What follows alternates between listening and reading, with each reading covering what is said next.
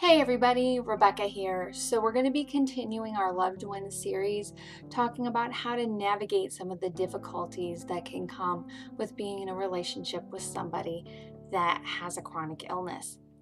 So the topic for today is we're going to talk about being overwhelmed, which can so easily happen in a situation like this. So, the thing that I want to reinforce with you guys is that it's really important to identify and address as soon as you start feeling those overwhelmed feelings that are going to inevitably come.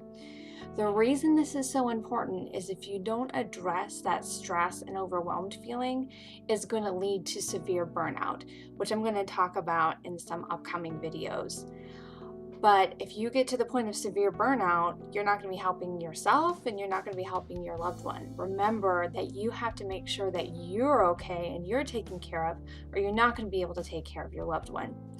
So that being said, how can you identify when you're starting to feel overwhelmed or you're starting to feel stressed? So a big one is usually starting to get irritable. Little things make you irritated or irritable or frustrated. Maybe you have a difficult time sleeping. You feel inefficient. Maybe you're getting sick more often. Those are just some signs that you're starting to feel stressed and overwhelmed. So you want to address this as soon as possible, and don't address it to the point where, or wait to address it to the point where it's happening all the time. When you're just starting to see those symptoms, ask for help right away. Most people just blow past these symptoms and keep going because they feel like, well, I just got to keep going.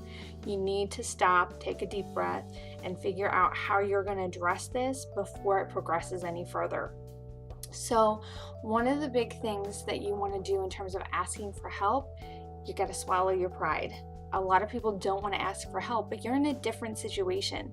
So it might be someone coming and mowing the lawn, or maybe doing a load of dishes, or maybe cooking you a meal or something, to the point where you're not having all of that stress added on you.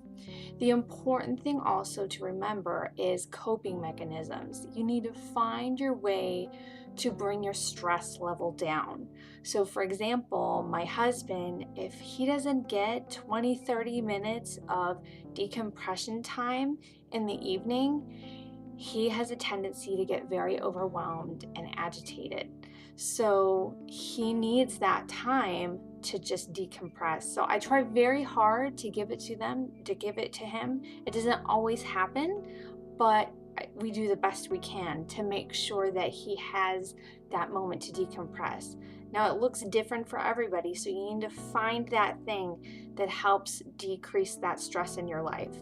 The reason why decreasing stress in your life is so important, not only for your own well-being, but when you have somebody that has a chronic illness in your life, to be able to stick it for the long haul, because it's chronic and it's going to be basically for the remainder of their life, you're going to need to come up with creative solutions to maybe handle when it's extra difficult. And you can't come up with creative solutions when you're highly stressed. You're just focusing on surviving.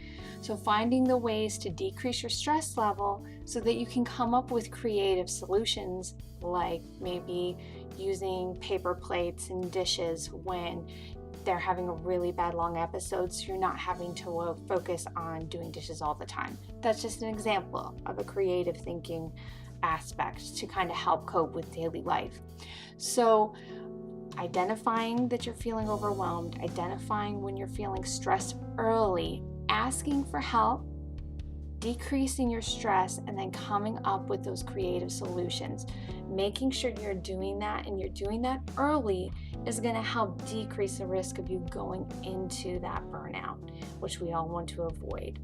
I hope you found this encouraging today.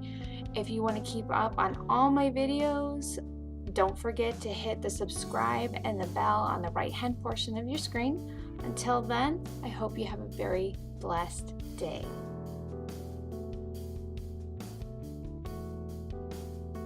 Hey everybody, hope you enjoyed the video. Here's 2 other videos you might enjoy, and don't forget to keep updated on all my videos. Hit that big LymeAid subscribe button up near the top. Have a fabulous day.